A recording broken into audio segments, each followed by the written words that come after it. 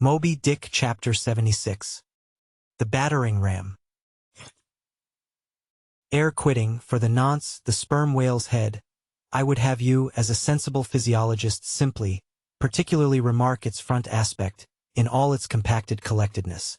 I would have you investigate it now with the sole view of forming to yourself some unexaggerated, intelligent estimate of whatever battering ram power may be lodged there.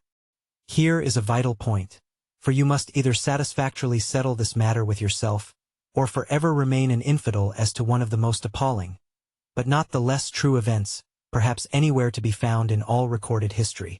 You observe that in the ordinary swimming position of the sperm whale, the front of his head presents an almost wholly vertical plane to the water. You observe that the lower part of that front slopes considerably backwards, so as to furnish more of a retreat for the long socket which receives the boom-like lower jaw. You observe that the mouth is entirely under the head, much in the same way, indeed, as though your own mouth were entirely under your chin.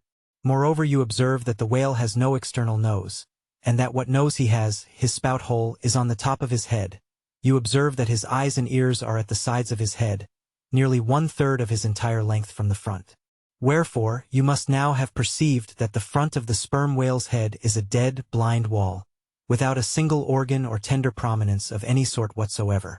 Furthermore, you are now to consider that only in the extreme lower backward-sloping part of the front of the head is there the slightest vestige of bone, and not till you get near 20 feet from the forehead do you come to the full cranial development, so that this whole enormous boneless mass is as one wad. Finally, though, as will soon be revealed, its contents partly comprise the most delicate oil, yet you are now to be apprised of the nature of the substance which so impregnably invests all that apparent effeminacy. In some previous place I have described to you how the blubber wraps the body of the whale, as the rind wraps an orange. Just so with the head, but with this difference. About the head this envelope, though not so thick, is of a boneless toughness, inestimable by any man who has not handled it. The severest pointed harpoon, the sharpest lance darted by the strongest human arm, impotently rebounds from it. It is as though the forehead of the sperm whale were paved with horses' hoofs. I do not think that any sensation lurks in it. Bethink yourself also of another thing.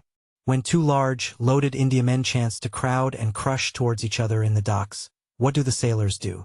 They do not suspend between them, at the point of coming contact, any merely hard substance, like iron or wood. No, they hold there a large round wad of tow and cork, enveloped in the thickest and toughest of oxhide, that bravely and uninjured takes the jam which would have snapped all their oaken handspikes and iron crowbars. By itself this sufficiently illustrates the obvious fact I drive at. But supplementary to this, it has hypothetically occurred to me, that as ordinary fish possess what is called a swimming bladder in them, capable at will of distension or contraction, and as the sperm whale, as far as I know, has no such provision in him. Considering, too, the otherwise inexplicable manner in which he now depresses his head altogether beneath the surface, and anon swims with it high elevated out of the water.